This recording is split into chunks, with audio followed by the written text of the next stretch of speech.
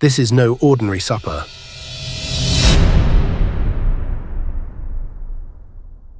Step back in time with me to Jerusalem. Under a sky streaked with twilight, over 2,000 years ago, the city pulses with life, alive with the sacred energy of Passover. Every home, every street corner hums with remembrance. Stories of how God shattered chains, parted seas, and led an entire nation from slavery into freedom. But tonight will rewrite history.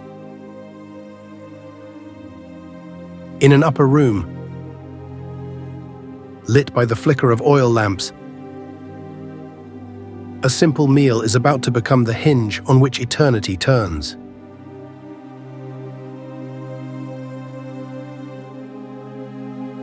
This is the last meal of a man who knows his hour has come, and the first glimpse of a love that will outlast time itself. This is the Last Supper. The room is hushed, thick with the scent of roasted lamb and warm bread. Around the low table, Jesus and his 12 closest friends, men who've walked with him through storms and wonders alike, recline on cushions. These are the disciples, fishermen who left their nets, skeptics who became believers, ordinary men transformed by 3 extraordinary years.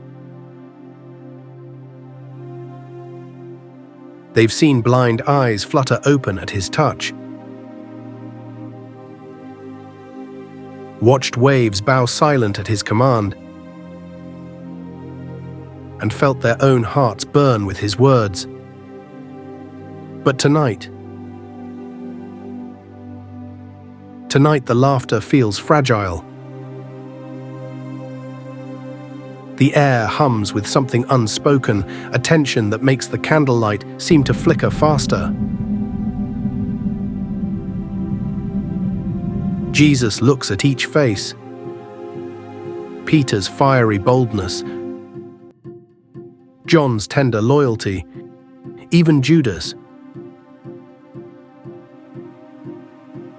whose fingers drum restlessly against his cup. He knows this is the last night before the storm breaks. The last time their shared bread will taste of simple companionship, not sacrifice. The last hour before the sword falls and the rooster crows. And yet, there's no panic in his eyes. Only a sorrow as deep as the sea and a love so vast it terrifies them. I've been looking forward to sharing this meal with you, but I want you to know, this isn't just any Passover meal. Tonight, everything changes.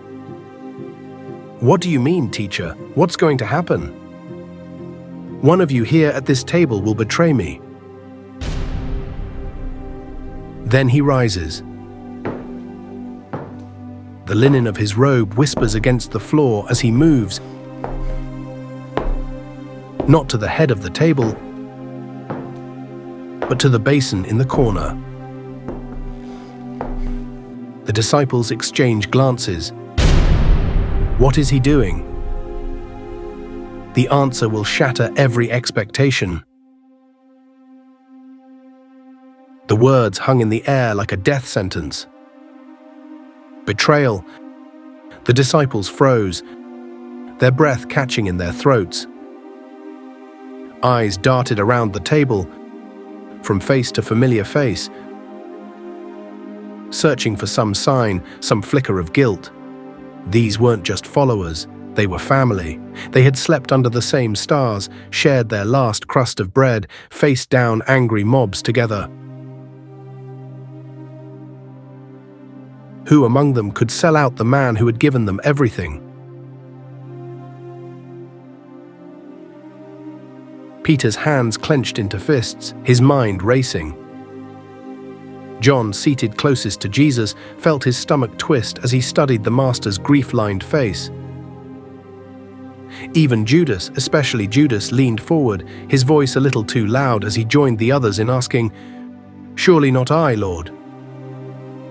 The room seemed to shrink, the walls pressing in. Jesus' next words cut deeper. "It is the one who has dipped his hand into the bowl with me." A shared meal, the ultimate sign of trust, now stained by treachery. The horror of it settled over them like a suffocating blanket. This wasn't just any betrayal, this was a kiss waiting to happen. A friend lifting his heel against the one who had washed his feet. And the darkest hour was still to come. Judas Iscariot. His name would echo through history as the ultimate betrayer. Even now, as the others recoiled in shock, his fingers still tingled from the weight of those 30 silver coins. The deal was already struck in shadowy back rooms with priests who pretended piety while plotting murder. But why? What cracks in a man's soul let darkness seep in? Was it disillusionment when Jesus refused to raise an army against Rome? The bitter taste of unmet expectations curdling into resentment? Or simply the oldest poison, greed, whispering that silver mattered more than friendship? The Gospels leave us wondering, tracing the silhouette of a motive we can never quite grasp. Yet here's the unbearable truth: Jesus knew the exact moment Judas slipped away to conspire, knew the approaching footsteps in Gethsemane would be led by this friend. And still, when Jesus knelt to wash the disciples' feet, he washed Judas's too. The water that cleansed the betrayer's skin was the same that mingled with tears when Jesus later wept over Jerusalem. This is the scandal of divine love. It offers bread to the hand that will stab it in the back. Judas' story isn't just about his failure, it's about the terrifying, unwavering love that pursued him to the end.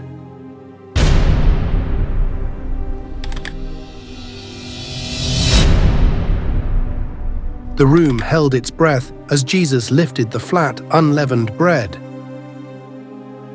The same bread of affliction their ancestors had eaten in haste, the night death passed over Egypt. His hands, calloused from years of healing and holding, broke the loaf with a sound like destiny cracking open. "This is my body," he said.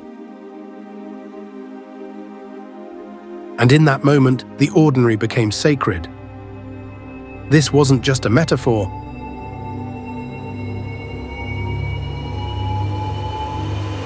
The disciples didn't yet understand that before another sunset, Roman whips would tear his back to ribbons. That nails would pierce those same hands, now offering them bread. That his ribs would be the last shelter for a thief's repentant heart. The bread in their mouths was about to become the wood of the cross.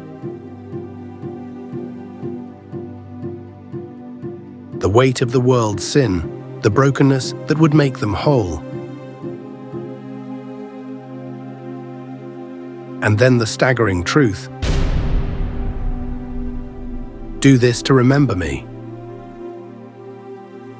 not as a fallen hero, but as the living bread that would outlast death itself. Every time they broke bread in his name, in dark catacombs, in sunlit fields, in kitchens for 2,000 years to come, they would taste both the cost and the victory. The meal had become the message. Then Jesus lifted the cup. Not some golden chalice, but a simple earthen vessel, still trembling with the weight of the wine. "This is my blood," he said.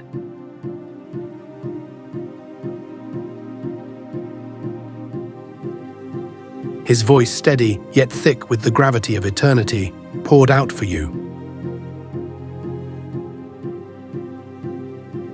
In that moment, the old covenant of stone tablets and temple sacrifices crumbled like dust in their hands.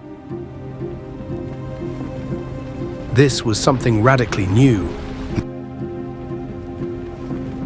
Not a system of rules to obey, but a love story written in scarlet. The wine they drank would soon become the blood that soaked the cross. The price paid once for all. No more barriers, no more separation, just an open door drenched in grace. And here's the miracle. His death wasn't a tragic ending. It was the first heartbeat of a revolution. Every sip from that cup echoed forward through time, a promise that forgiveness would now flow as freely as wine at a wedding feast. The disciples didn't yet grasp it, but they held the answer to every broken heart's cry. God wasn't just with them, He was for them.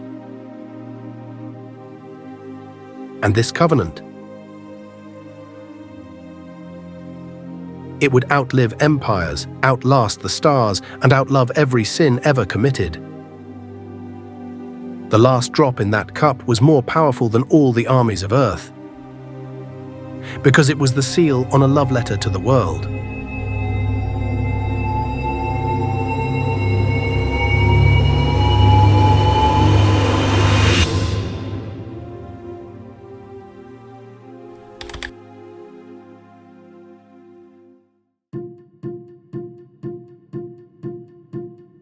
Peter's voice had been the loudest in the upper room. "Even if I must die with you, I will never deny you." Oh, how fiercely he meant it in that moment, but courage by candlelight is one thing. Courage in the crushing dark of a Roman courtyard is another.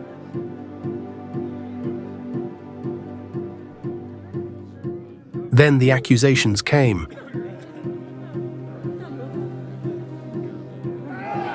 First from a servant girl, then from the fire-warmed guards.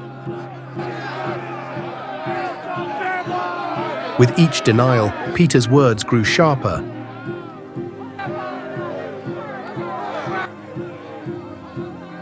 His Galilean accent betraying him as surely as his trembling hands betrayed his heart. And then, the rooster crowed.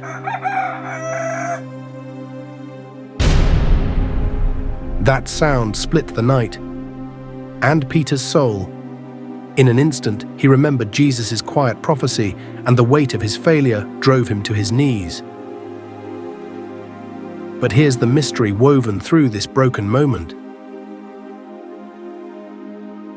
Jesus had prayed for Peter. Not that he wouldn't fail, but that his faith wouldn't ultimately fail. Because the Savior who sees our tomorrows loved Peter, not in spite of his weakness, but right through it. This wasn't the end of Peter's story, it was the crucible that would forge the rock-solid preacher of Pentecost. That rooster's cry became Grace's alarm clock. Waking Peter to his own frailty, yes, but also to the stunning truth. Jesus' love isn't earned by our loyalty. It's proven in His. And sometimes we have to fall to learn we can't stand until He lifts us up. The air still hung heavy with the scent of broken bread and poured out wine when Jesus leaned forward, His eyes burning with a truth too vast for parables. "A new command I give you," He said. And in that moment, the universe itself seemed to pause. "Love one another, as I have loved you." This was no gentle suggestion. This was the seismic shift that would crack open history. Not the world's love, transactional, fragile, earned, but His love, the kind that kneels to wash traitors' feet, that feeds thousands with a boy's lunch, that looks a denying Peter in the eye and already sees the rock of the church, that would tomorrow stretch out nailed hands toward the very men driving the spikes. And now this love was their mission. Not rules, not rituals, but a love so scandalous it would make slaves and masters break bread together, turn persecutors into preachers, and transform execution hills into resurrection gardens. This love wouldn't just change how they felt, it would rewrite how they lived. When the Romans came with swords, they'd meet this love with open hands. When the world answered their kindness with crosses, they'd plant churches in their blood. For in this upper room, Jesus wasn't just giving instructions. He was handing them the very heartbeat of God and commissioning them to make it beat in the chest of a broken world. This was no ordinary supper. This was the quiet before the storm, the last sacred breath before history would split in two. Around that table, eternity pressed in, the scent of wine still lingering, the echo of a new commandment hanging in the air, the shadow of the cross already stretching toward Gethsemane. Here, in the face of impending betrayal, Jesus loved. Not in words, but in bread broken and wine poured out. Here, with the weight of the world's sin upon His shoulders, He offered hope. Not as a distant promise, but as His very body and blood. The disciples didn't fully understand it yet, but this meal was the first taste of a grace that would outlast empires. A love that would outshine the darkest night. And now, 2,000 years later, the echoes of that upper room still reach us.